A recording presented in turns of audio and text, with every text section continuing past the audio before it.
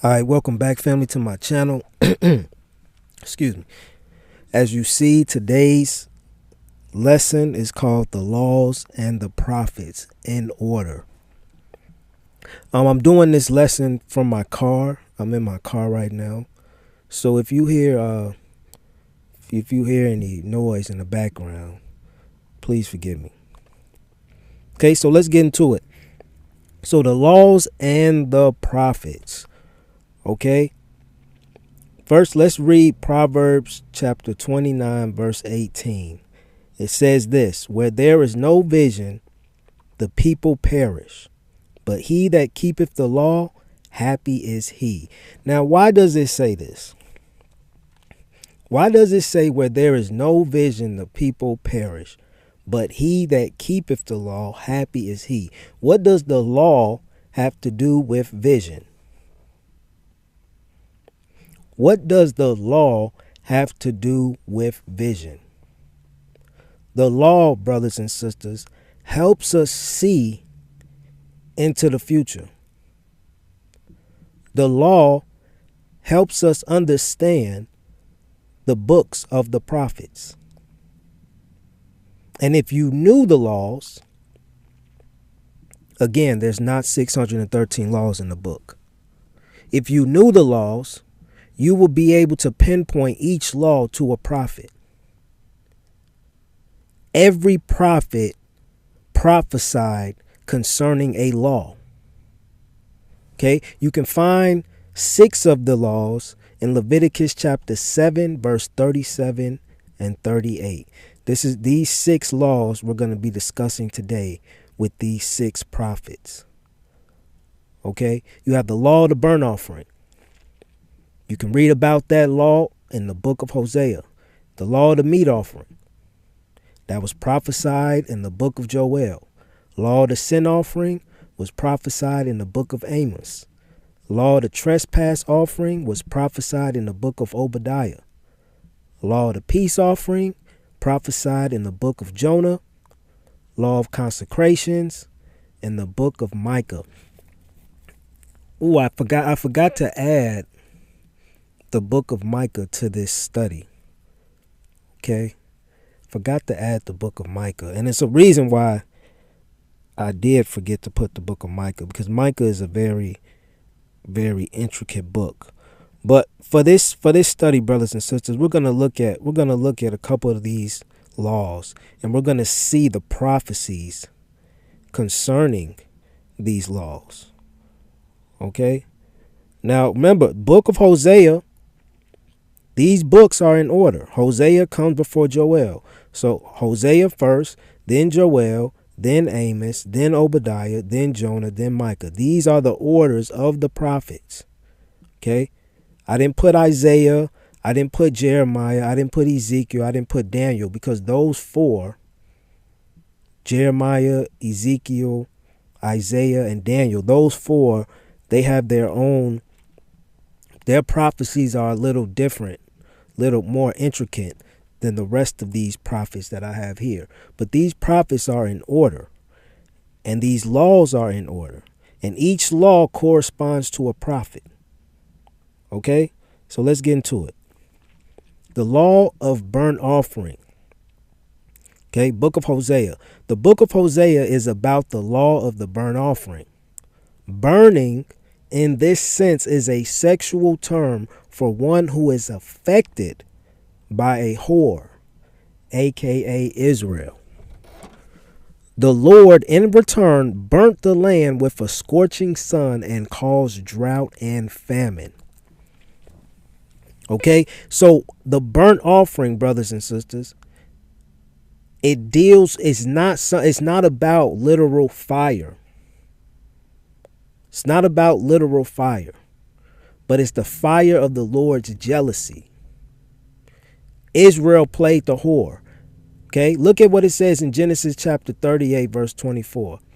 And it came to pass about 3 months after that it was told Judah, saying, Tamar thy daughter-in-law hath played the harlot. And also, behold, she is with child by whoredom. And Judah said, Bring her forth and let her be burnt. Why in the world would Judah have his daughter-in-law burnt? Because she played the harlot. It says she was a whore.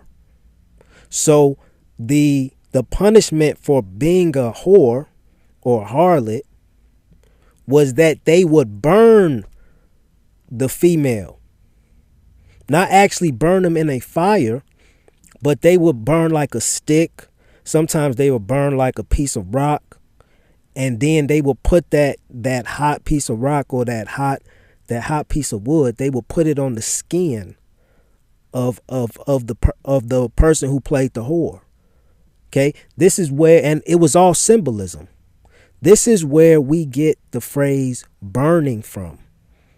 If you ever had an STD, you know that the feelings of an STD is you're burning. Okay, your genitals, they feel like they're on fire. Okay, men and women. Okay, this was the reason why Judah said that, let her be burnt. Because it was basically saying, if you keep playing a whore, you gonna mess around and be burning yourself. And that burning is gonna spread to other people. You're gonna be infected. So this is why he said, let her be burnt. Not an actual fire, okay? But it was a sexual term. So when you read the book of Hosea and you read about how Israel played the whore, how he was married to Israel, this is the consequence. The consequence was the Lord caused the sun to burn the land. Okay, he caused the sun to burn the land, and it caused drought and famine.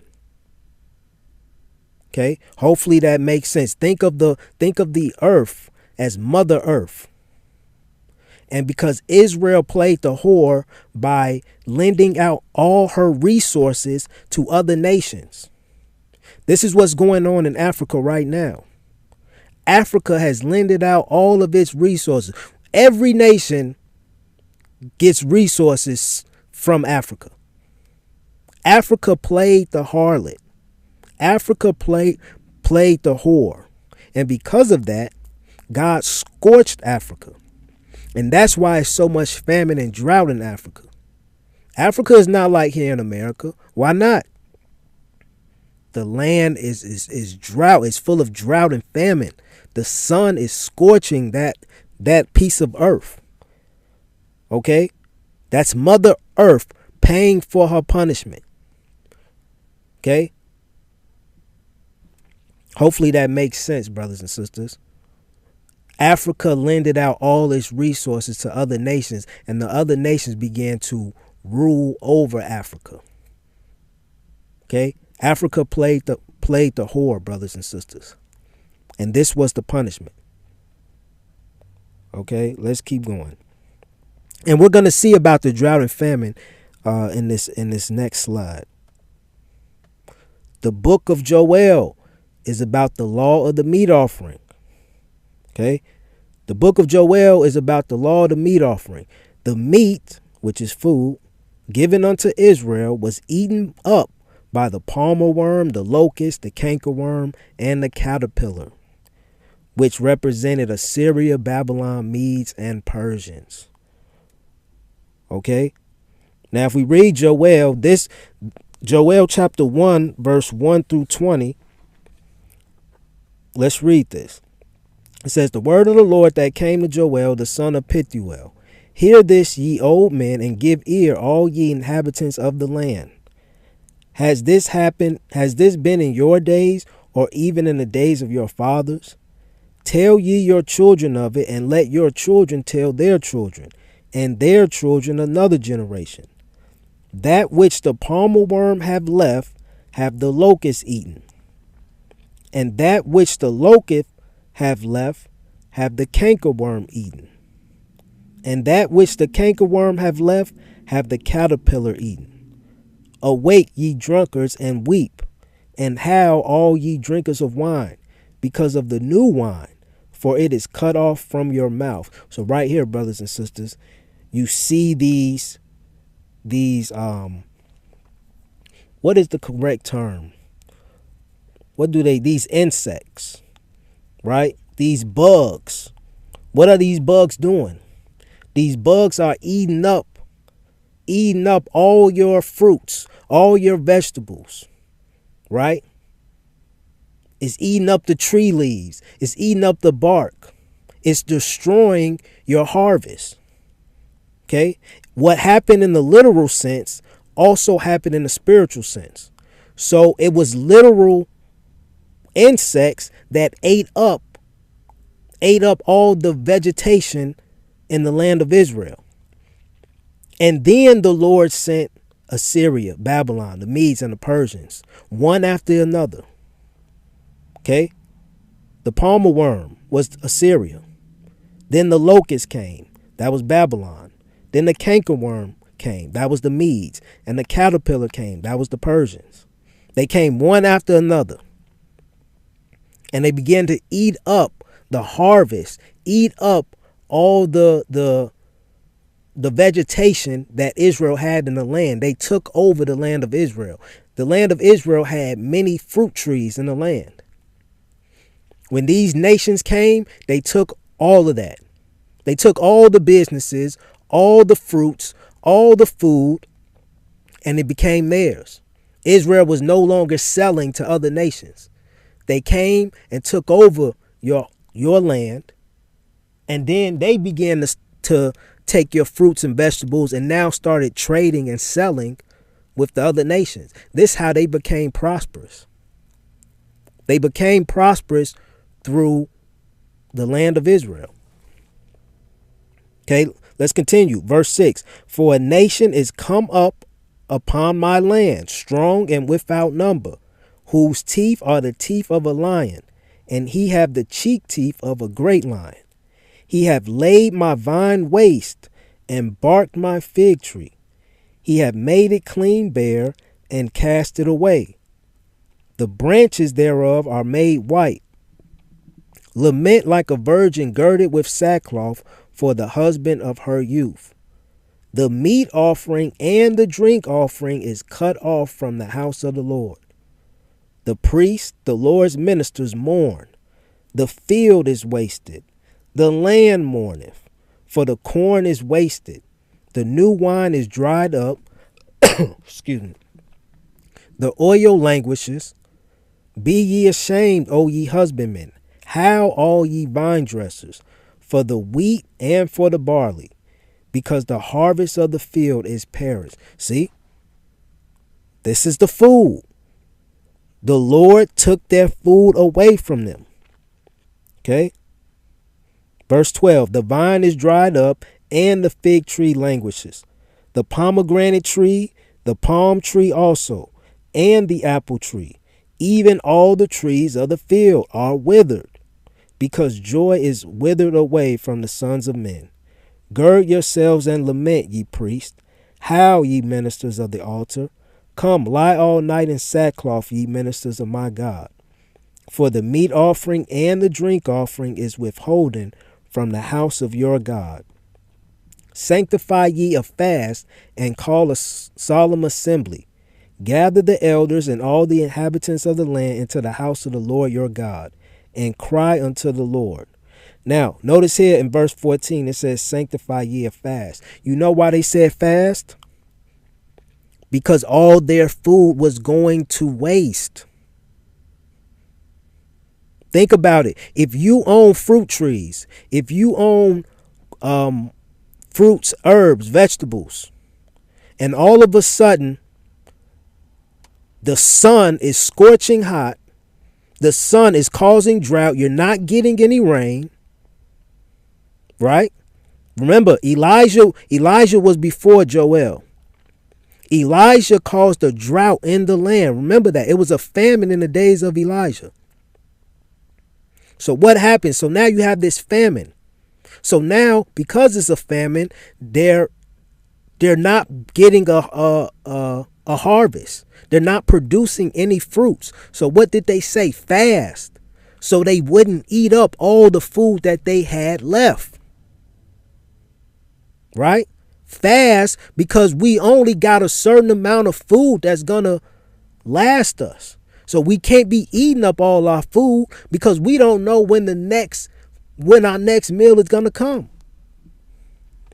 Does that make sense? And the reason this happened, because the Lord scorched the land, the sun scorched the land first, then these bugs, the locust, the palmer worm, the cankerworm, and the caterpillar, they came up upon the land and they started to eat whatever was left in the land. Okay, verse 15, alas, for the day of the Lord is at hand, and as a destruction from the Almighty shall it come. Is not the meat cut off before our eyes? Yea, joy and gladness from the house of our God. The seed is rotten under their clods. The garners are laid desolate. The barns are broken down. For the corn is withered. How do the beasts groan? The herds of cattle are perplexed because they have no pasture. They have no pasture because all these insects came and ate up all the vegetation. Imagine that. If you're living here in America, you're so used to being prosperous. You're so used to going to the store and getting your fruits and your vegetables. You're used to that. But imagine if you was a farmer and all of a sudden there's no rain. All of a sudden the sun is getting hotter. All of a sudden these insects start eating up all your trees, your barks, your leaves, the branches, the grass. You will be in panic mode. What would you do if you're living off the land and these things began to happen? You wouldn't know what to do. And then on top of that, God sends in another nation that end up colonizing you, right? Taking everything that you thought you owned, and they took it over. One by one, brothers and sisters, the dominoes started falling. And you would not be able to preach this the way I'm preaching it unless you know the laws. My eyes are clearly open because I know the laws and I know the orders of the laws. And I'm looking at the orders in the books of the prophet. The prophets are in order if you know the laws. Okay, so where were we? Verse 19, O Lord, to thee will I cry, for the fire have devoured the pastures of the wilderness, and the flame have burned all the trees of the field. See? What happened in the literal also happened in the spiritual. That land was burnt. The sun got hotter. The insects began to eat up everything that was left. And once they looked up, they had no pastures. They had no fruits. It was gone. It was gone just like that. The beasts of the field cry also unto thee, for the rivers of the waters are dried up, and the fire have devoured the pastures of the wilderness. See? What happened? This was the burnt offering merging into the meat offering. I'm going to burn your land. And because I burn your land, your fruits are going to die. Your food, your meat is getting cut off now. Okay? Let's look at the next law. Law of sin offering. Book of Amos. The book of Amos is about the law of the sin offering. Sin is a transgression of the law. Amos prophesied about the transgressions / sin of the nations. Okay, in 1 John chapter 3, verse 4, this is what it says. Whosoever committeth sin transgresseth also the law, for sin is the transgression of the law. Okay, sin is the transgression of the law. This is why in the book of Amos, chapter 1 and in chapter 2, you keep seeing the same thing. Look at you see these red, where I have it underlined, these red lines. Look at what it says. Thus said the Lord, for 3 transgressions of Damascus and for 4, I will not turn away the punishment thereof. Okay, so right here we're talking about transgressions. Then it says it again, verse 6. Thus saith the Lord, for 3 transgressions of Gaza, and for 4, I will not turn away the punishment thereof. Again, we're talking about transgressions. This entire book is about transgressions. Verse 9. Thus saith the Lord, for 3 transgressions of Tyrus, and for 4, I will not turn away the punishment thereof. Again, transgressions. What is transgressions? Sin is the transgression of the law. Verse 11. Thus saith the Lord, for 3 transgressions of Edom, and for 4, I will not turn away the punishment thereof. Again, transgressions. What is transgressions? Sin is the transgression of the law. This is what the law of the sin offering is all about. The book of Amos is about the law of the sin offering. Okay, verse 13. Thus saith the Lord, for 3 transgressions of the children of Ammon, and for 4, I will not turn away the punishment thereof. And it keeps going. He said the same thing about Israel. Israel committed transgressions. Judah committed transgressions. Okay. So the book of Amos is about the law of the sin offering. Law of trespass offering. The book of Obadiah. The book of Obadiah is about the law of the trespass offering. Esau trespassed against Israel when Esau entered their gates without permission from the Lord. Okay, if you read Obadiah, if you know the book of Obadiah, you hear a lot of Hebrew Israelites talk about this book, but they don't know the law. They don't know the laws, so they can't really make that true connection. But they do bring out some truth, but they don't know the law truth because they're not Ezra. I'm Ezra. I proclaim to be Ezra. Ezra knows the laws probably better than any other Israelite on this planet right now. Okay, and I don't say that boasting. I say that through fact. You won't hear any other Israelite preaching the law and the prophets. But you will hear that from me because I am Ezra. I've been told I am Ezra. I come in the spirit of Ezra. I know the laws better than any other Israelite out there right now. If they knew the laws, why are they not telling you this? Why can't they go to each law and say, this book is about this law? This book is about this law. Because they're not Ezra. Every man has been given their gifts and talent. My spiritual insight is of the law because the Lord gave me this insight. This came from the Lord himself. This did not come from me. This came from the Lord himself. This is why I know these things better than any other Israelite. And I don't say that boasting. I say that as a fact. Okay. Obadiah is about the law of the trespass offering. Let's read Obadiah chapter 1, verse 10 through 14. For thy violence against thy brother Jacob, shame shall cover thee, and thou shalt be cut off forever. In the day that thou stoodest on the other side, in the day that the strangers carried away captive his forces, and foreigners entered into his gates.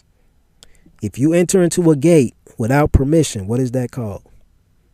It's called a trespass. Okay. And cast lots upon Jerusalem. Even thou was as one of them. But thou should not have looked on the day of thy brother in the day that he became a stranger. Neither should thou have rejoiced over the children of Judah in the day of their destruction. Neither should thou have spoken proudly in the day of distress. Thou